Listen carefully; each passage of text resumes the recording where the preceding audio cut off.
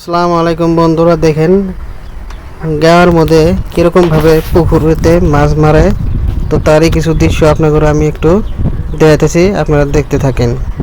এই দেখেন জালটা ওই ওই পাশে থেকে এই পাশে দিয়ে পুরো এত বড় পুকুরটা, মোটামুটি এই যে ধরেন প্রায় 2 বিঘে 3 বিঘে মাটির হবো।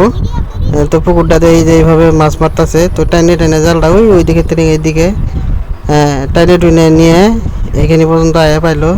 তো এই যে তোলার সময় হলে পড়াই, তো দেখতে থাকেন আপনারা। এই যে এসে পাইছে, হ্যাঁ।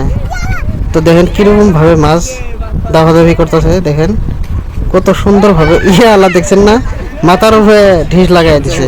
কি কমু আর এনো, খুবই একটা ভালো লাগলো দৃশ্যটা। তো দেখেন মাছ অল্প মাছ ছাড়ে দেওয়া হয়েছে। তো অল্প মাছই দেখেন, বেশি দিন হয় নাই।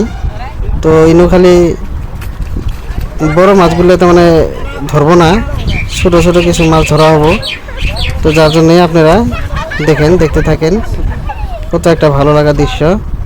তো ফাইনালি হয়ে গেল গা, হ্যাঁ, জালটা তুলাতুলি প্রায় হয়ে গেল গা। তো দেখতে থাকেন, আপনাদের ভিডিওটা আমি দেখাইতেছি, একটু ভালো করে দেখেন, লক্ষ্য করে থাকেন, দেখেন, দেখতে থাকেন কত। তো ফাইনালি দেখেন এই যে মাছ ধরাধরি আরম্ভ হয়ে গেছে গা।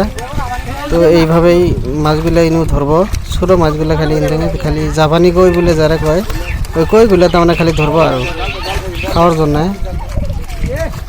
তো দেখতে থাকেন মাছগুলো কিভাবে ধরা হয়, দেখতে থাকেন।